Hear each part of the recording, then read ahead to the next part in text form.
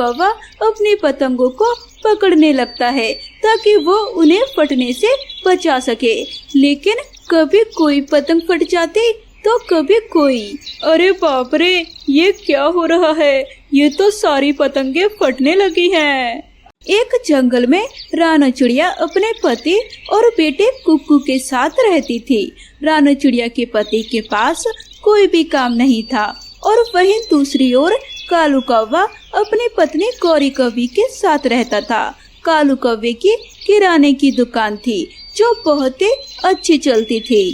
एक दिन रानो के घर में खाने का सारा सामान खत्म हो जाता है, जिससे दोनों पति पत्नी बहुत चिंता में आ जाते हैं। वो दोनों बैठकर इसी बारे में सोच रहे होते हैं कि वहाँ कुक्कू कुछ रंग बिरंगे कागज लेकर आता है। मम्मा मम्मा, मेरे स्कूल में पतंग प्रतियोगिता है।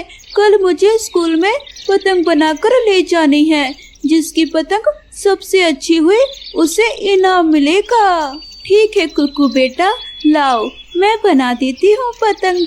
मम्मा चिड़िया पतंग बनाना शुरू कर देती है और कुछ ही देर में वो बहुत ही खूबसूरत पतंग बना देती है। इतनी सुंदर पतंग देखकर पापा चिड़ा और कुक्कू दोनों ही दंग रह जाते हैं। अगले दिन कुक्कू स्कूल में पतंग लेकर जाता है। हर कोई कुक्कू की पतंग को देखता ही रह जाता है। किसी के पास इतनी सुंदर पतंग नहीं होती। पतंग प्रतियोगिता में कुक्कू ही जीत जाता है और उसे इनाम में पूरे 1000 रुपए मिलते हैं। कुक्कू बड़ा ही खुश होता है और घर जाकर वो पैसे अपने मम्मा पापा को दे देता है। 1000 रुपए, इतनी मुश्किल घड़ी में हमें इतने सारे पैसे मिल गए। लगता है भगवान भी हमारे साथ हैं। रानो, मैं क्या सोच रहा था कि मैं क्यों ना इन पैसों से कोई काम शुरू करूं। हाँ, लेकिन 1000 रुपए काम शुरू करने के लिए कुछ कम नहीं है। हाँ, कम तो है रानो, पर क्यों ना हम कोई ऐसा काम शुरू करें जिसमें पैसों की लागत कम हो। हाँ, लेकिन पति जी, ऐसा कौन सा काम हो सकता है? दोनों पति पत्नी काफी देर तक इसी बारे में सोचते रहते हैं कि आखिर वो इन पैसों से क्या काम शुरू करें। तभी पापा चिड़ा बोलता है, रानो क्यों ना हम पतंग की दुकान खोल लें। पतंग की दुकान? मगर उसके लिए तो बहुत पैसा चाहिए। अरे भाग्यवान, अगर हम घर में ही पतंग बनाए तो 1000 रुपए काफी हैं। तुमने इतनी सुंदर पतंग बनाई कि ऐसे किसी दुकान में नहीं मिलेगी। अगर तुम मेरा साथ दो तो हम कुछ कर सकते हैं। मकर संक्रांति में अभी कुछ दिन भी पड़े हैं। बस फिर क्या था, पापा चिड़ा जल्दी से बाजार जाकर रंग बिरंगे कागज लेकर आ जाता है और मम्मा चिड़िया उनसे पतंग बनाना शुरू कर देती है। रात भर बैठकर वो काफी पतंग बना लेती है, जिसमें उसका पति टोनू उसकी मदद करता है। अगले दिन टोनू बाजार में जाकर पतंग बेचना शुरू कर देता है। उसके पतंग की दुकान कालू कौवे की किराने की दुकान के ठीक बिल्कुल सामने थी। हा हा हा हा हा, देखो तो जरा, पतंग बेचना शुरू कर दिया है इसने। हाँ, कोई नहीं खरीदने वाला इसकी पतंग। हा हा हा हा हा। कालू कौवा मन ही मन टोनू का मजाक उड़ाता है, पर टोनू पूरी मेहनत से अपनी दुकान में पतंग लटका देता है और पक्षियों को आवाज देने लगता है। कुछ पक्षी आते जाते टोनू की पतंग की दुकान को देखने लगते हैं। पतंगे सच में बहुत ही सुंदर होती हैं। कुछ पक्षी वहाँ पर आकर रुक भी जाते हैं और टोनू से पतंग खरीदने लगते हैं। अरे भाई, ये पतंग कितने की थी? अरे भाई जी, ये छोटी वाली पतंगे कोई भी 20 रुपए की है और ये बड़ी वाली पतंगे कोई भी 50 रुपए की। बड़े सस्ते पतंग है। चलो तुम मुझे 2 पतंग 20 वाली और 2 पतंग 50 वाली दे दो।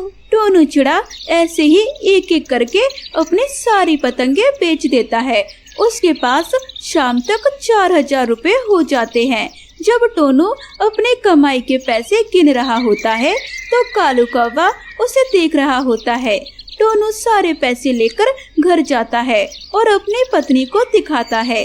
पहले ही दिन इतने अच्छी कमाई देखकर दोनों बड़े ही खुश होते हैं। वो दोनों उन पैसों से पहले से भी ज्यादा कागज लेकर आते हैं और रात भर बैठकर ढेर सारी पतंगे बना लेते हैं। अगले दिन भी टोनू की सारी पतंगे बिक जाती है और वो अच्छी कमाई कर लेता है। अब ऐसे ही रानू और टोनू रोज रात को पतंग बनाते और अगले दिन टोनू उन पतंगों को बेच देता।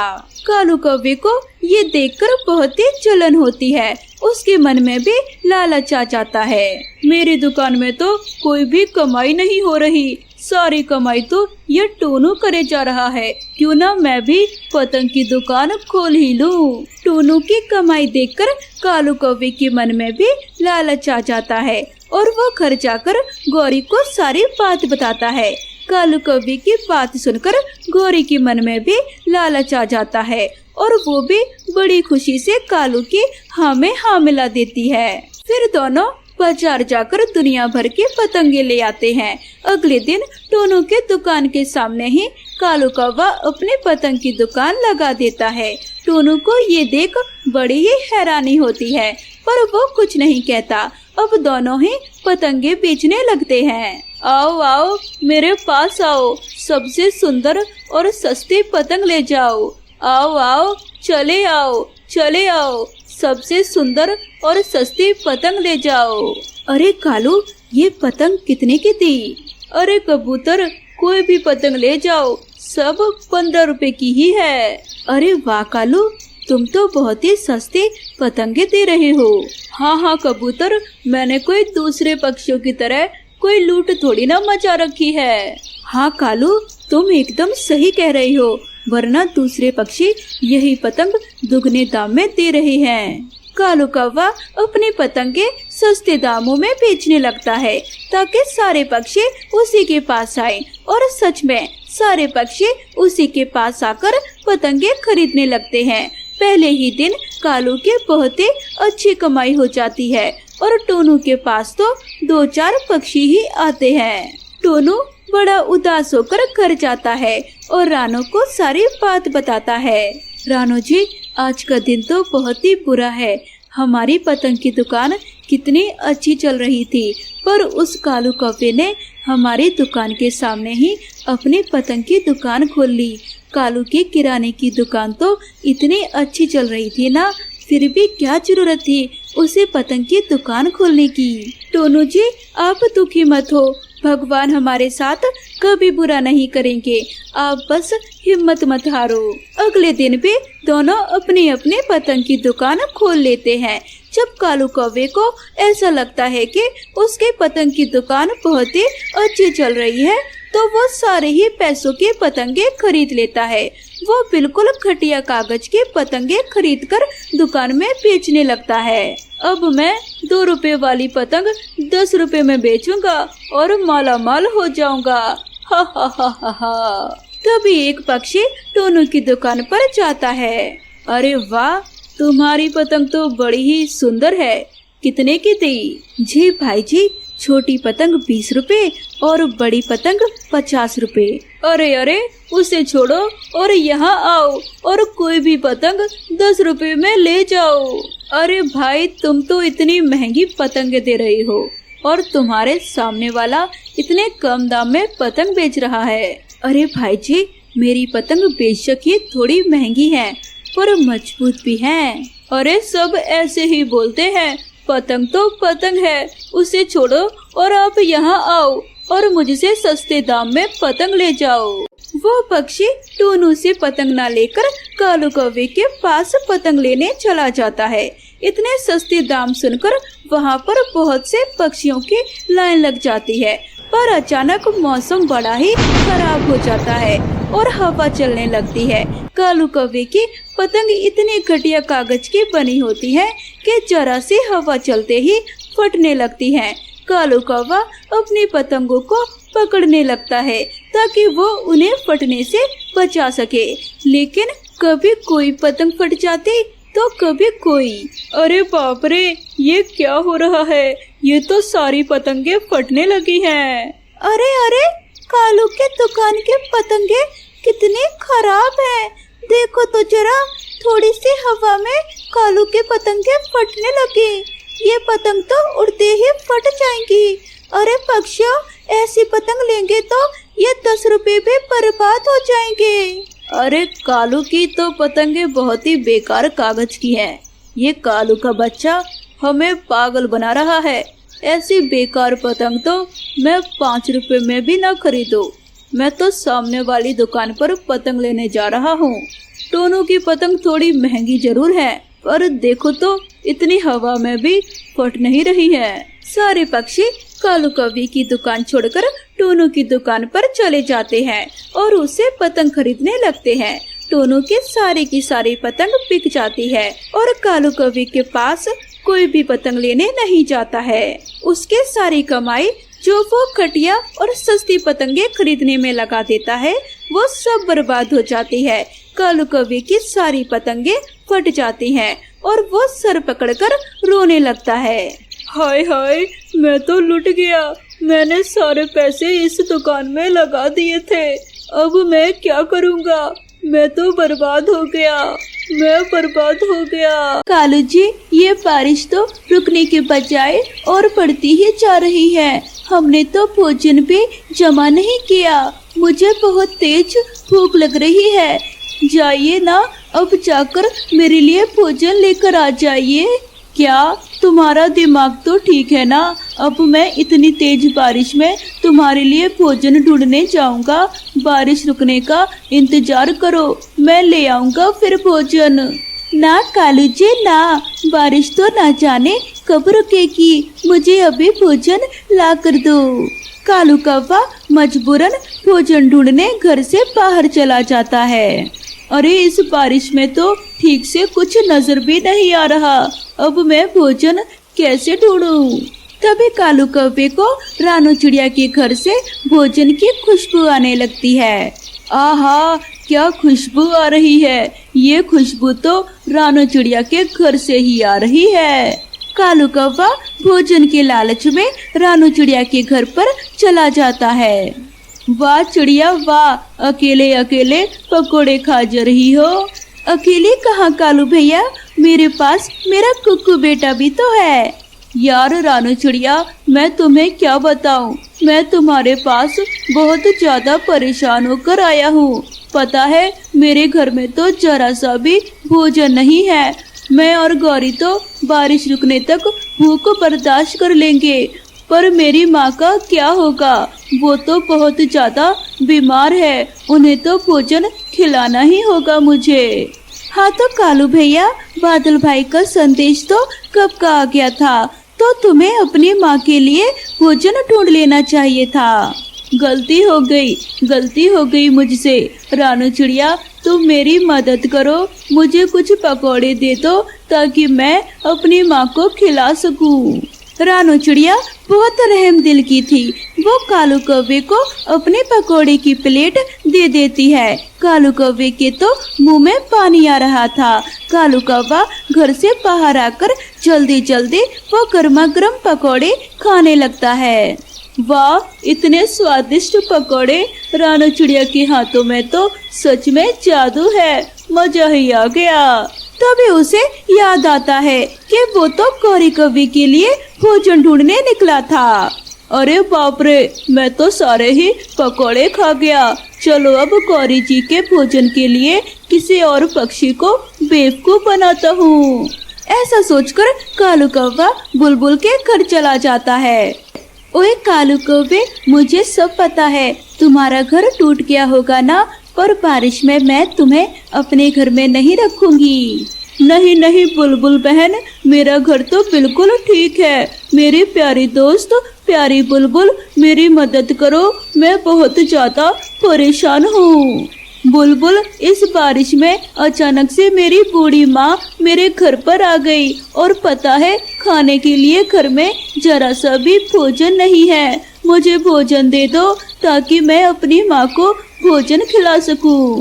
बुलबुल ने खिचड़ी बनाई थी। वो कालू कौवे की माँ का सुनकर अपनी खिचड़ी कालू कौवे को दे देती है। कालू कौवा वो खिचड़ी लेकर पेड़ के नीचे आकर बैठ जाता है। कितनी अच्छी खुशबू आ रही है। अगर मैं इस खिचड़ी को घर पर लेकर जाऊंगा तो सारी की सारी खिचड़ी गौरी जी ही खा जाएंगी। चलो पहले मैं इसे थोड़ा सा चख लेता हूँ, फिर घर ले जाऊंगा। कालू कौवा खिचड़ी चखने के चक्कर में सारी की सारी खिचड़ी देखते ही देखते खा जाता है। वाह वाह, इस खिचड़ी में तो बहुत ही ज्यादा स्वाद था, खाकर मजा ही आ गया। पर अब मैं गौरी जी के लिए क्या लेकर जाऊंगा? अब कालू कौवा तोते के घर पर चला जाता है। मेरे प्यारी पत्नी जी, ये देखो, मैंने तुम्हारे लिए ये फलों की चाट बनाई है। अब इस बारिश को देखते देखते हम ये चाट खाएंगे। ओहो तोते जी, आप कितने अच्छे हो। तभी दरवाजा खुला देखकर कालू कौवा तोते के घर में घुस आता है। बेशरम कौवे कहीं के, ऐसे किसी के घर में नहीं घुसते। माफ करना तोते, परंतु मैं बहुत ज्यादा परेशान हूँ। वो तो तुम कब परेशान नहीं होते कालू कौवे, अब क्या हो गया? कालू कौवा तोते से भी झूठ मूठ कहकर अपनी बूढ़ी माँ के लिए भोजन मांगता है। तोता कालू कौवे पर तरस खाकर अपने फलों की चाट कालू कौवे को दे देता है। कालू कौवे से फिर से रहा नहीं जाता है और वो जल्दी जल्दी से फलों की चाट भी खाने लगता है। अरे कालू, ये तूने क्या कर दिया? तेरे जबान के चटकारे, मैं तो अभी तक घर पर गौरी के लिए भोजन लेकर नहीं गया। एक काम करता हूँ, कबूतर रह गया है, कबूतर के घर से ही कुछ भोजन लेता हूँ। अब कबूतर ही बचा था। कालू कौवा कबूतर के घर भी चला जाता है और कबूतर के घर पर आकर उससे भी अपनी माँ का झूठ मूठ कहकर उससे भी भोजन मांगता है। कबूतर जी, मैं आपके लिए दूसरे पराठे बना दूंगी। कालू कौवे की माँ तो पहली बार हमारे जंगल में आई है, वो तो हमारी मेहमान है। हाँ कालू कौवे, कोई बात नहीं, ये पराठे तुम ले जाओ अपनी माँ के लिए। अब आखिरकार कालू कौवा भी गर्मा गर्म पराठे लेकर अपने घर में आ ही जाता है। अरे वाह कालू जी, गर्मा गर्म पराठे खाने का तो मजा ही आ जाएगा। वैसे इतनी देर कैसे लग गई आपको? अरे ये सब छोड़ो ना गौरी, तुम बस गर्मा गर्म ये पराठे खाओ। एक बात कहो, मैंने भी कुछ नहीं खाया, मैं भी बहुत भूखा हूँ। हाँ तो कालू जी, चलो मिलकर पराठे खाते हैं। फिर कालू कौवा और गौरी कौवी मिलकर वो गर्मा गर्म पराठे खाने लगते हैं। प्यारे दोस्तों, अगर आप सबको ये कहानी पसंद आई हो तो इस वीडियो को अभी लाइक करें और चैनल को सब्सक्राइब करके हमारी छोटी सी फैमिली का हिस्सा बने। मिलते हैं नेक्स्ट वीडियो में नई कहानी के साथ। आपका ये आप क्या कर रही हो? बेटा, कुछ दिनों बाद न्यू ईयर है, बस उसी की लिस्ट बना रही हूँ। सोच रही हूँ कि इस बार घर में छोटी सी न्यू ईयर पार्टी रख लूँ। अमीर लोग छोटी छोटी चीजों को भी कितने अच्छे से सेलिब्रेट करते हैं। रानो, वहाँ खड़े खड़े क्या सोच रही हो? कुछ नहीं मालकिन, मैं तो बस यहाँ ये बोलने आई थी आपसे कि मेरा काम हो गया है। इतना बोलकर रानो चिड़िया घर चली जाती है और घर जाकर अपने बच्चों के लिए खिचड़ी बनाती है। कुछ देर बाद उसके बच्चे घर आ जाते हैं और घर आते ही रानो से कहते हैं, माँ, दादी, आपको पता है हमारे स्कूल में इस बार भी न्यू ईयर सेलिब्रेट किया जा रहा है और इसलिए टीचर ने 100 रुपए मांगे हैं। सभी बच्चे न्यू ईयर सेलिब्रेट करने के लिए 100 रुपए जमा करा रहे हैं।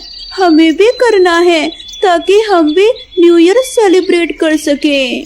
अरे बेटा, क्या करोगी न्यू ईयर सेलिब्रेट करके? हर बार की तरह छुट्टी कर लेना इस बार भी।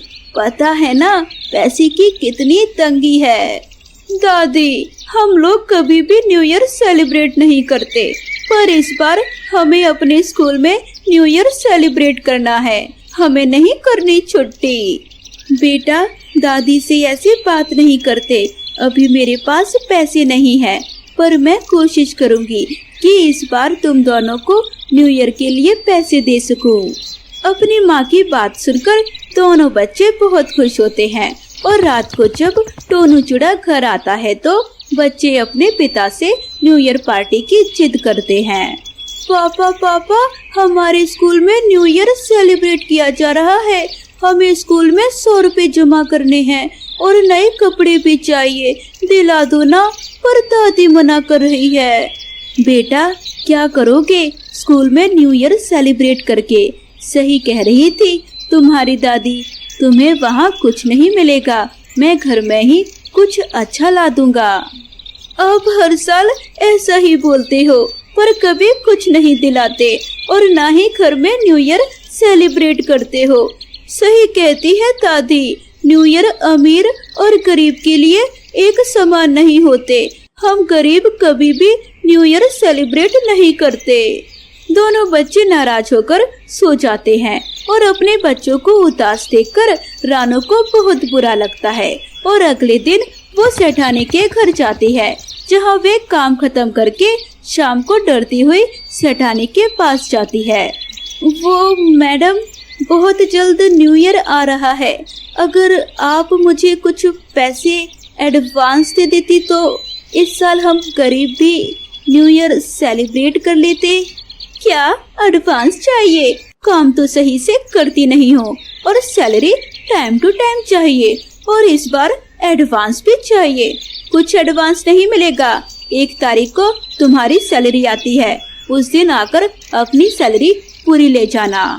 गौरी कवि की बातें सुनकर रानू बहुत दुखी होती है, अपने घर आ जाती है, जहाँ एक बार फिर बच्चे न्यू ईयर के लिए जिद करने लगते हैं।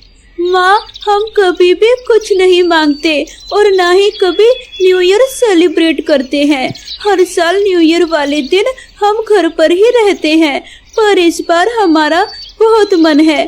100 रुपए की ही तो बात है, आप हमें नए कपड़े मत दिलवाना, पर 100 रुपए दे दो ताकि हम स्कूल में न्यू ईयर सेलिब्रेट कर सके।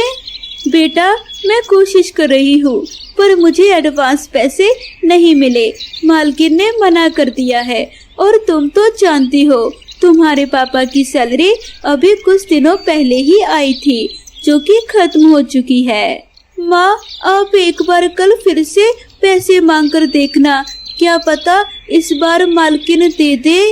एक बार फिर कुक्कू और गुड़िया अपनी माँ को मनाते हैं और अगले दिन रानू फिर से एडवांस पैसे मांगने के लिए अपनी मालकिन के पास जाती है, जहाँ वह देखती है कि गौरी एक कॉल पर बात कर रही है। हा। अरे यार, तुम तो जानती हो ना मेरे पास पैसों की बिल्कुल भी कमी नहीं है, इसलिए इस बार न्यू ईयर की पार्टी मैंने अपने घर पर ही रखी है, तो तुम सबको आना होगा। 31 तारीख की रात को मैंने सारी तैयारी कर ली है, बहुत ही शानदार पार्टी होगी इस बार की। मालकिन के पास पैसों की कमी नहीं है, वो आलीशान पार्टी कर रही है, पर फिर भी मुझे एडवांस नहीं दे रही। मुझे तो अब डर लग रहा है, अगर फिर से मांगा तो मालकिन कहीं मुझे नौकरी से ना निकाल दे। रानू ये सोचकर कि मालकिन उसे नौकरी से ना निकाल दे, वो दोबारा अपनी मालकिन से पैसे की बात नहीं करती और चुपचाप काम खत्म करके घर आती है।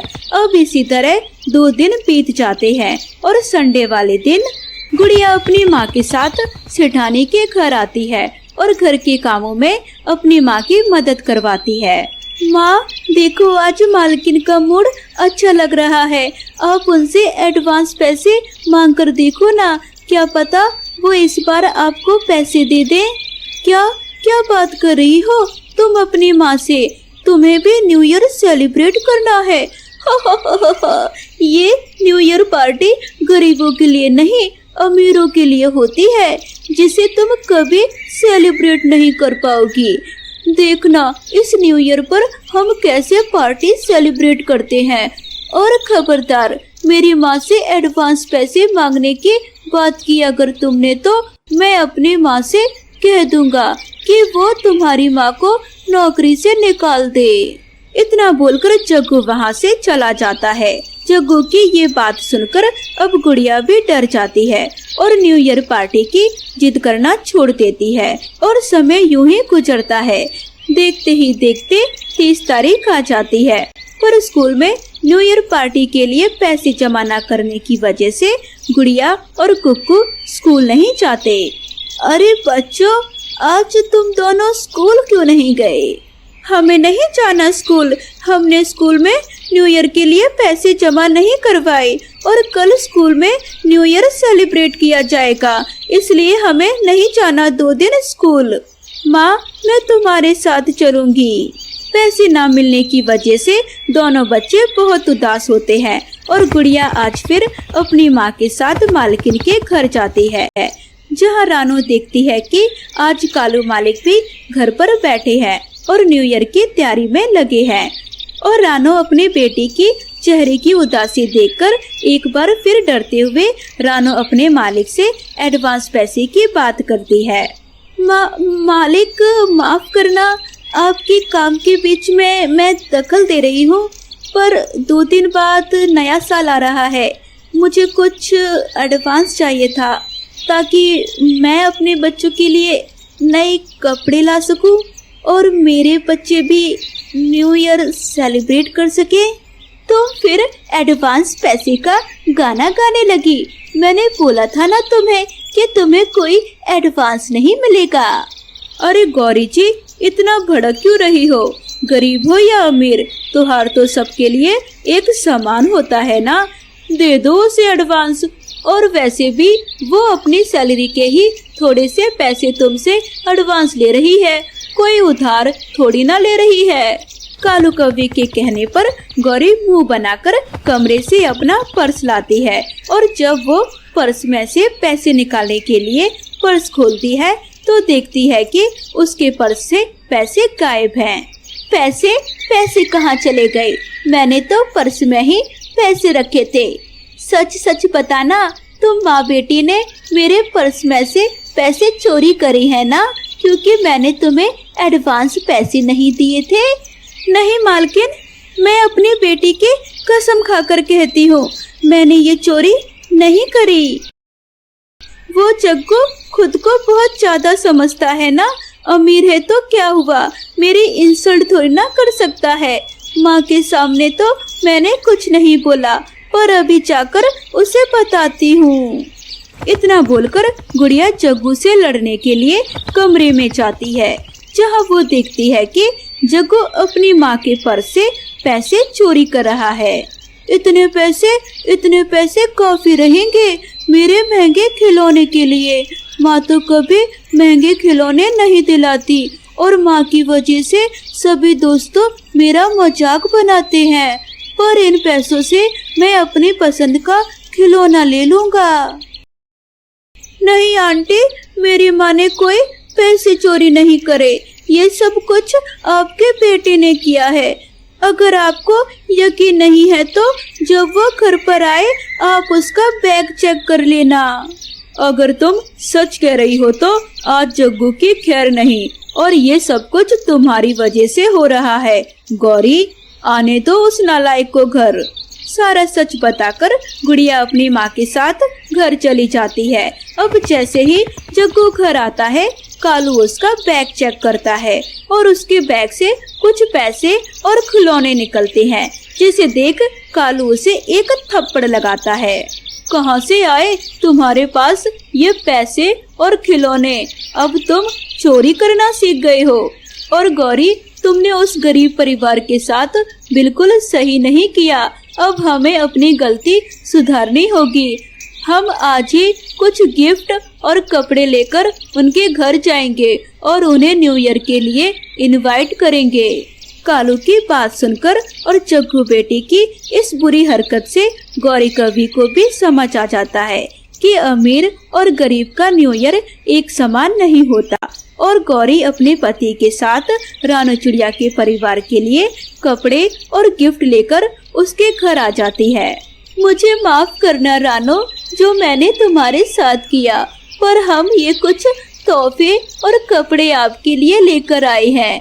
कल हमने हमारे घर में छोटी सी न्यू ईयर की पार्टी रखी है और हम चाहते हैं कि आप ये कपड़े पहनकर अपने पूरे परिवार के साथ आएं। अगर आप हमारी इस पार्टी में आएंगे तो हमें लगेगा कि आपने हमें माफ कर दिया है।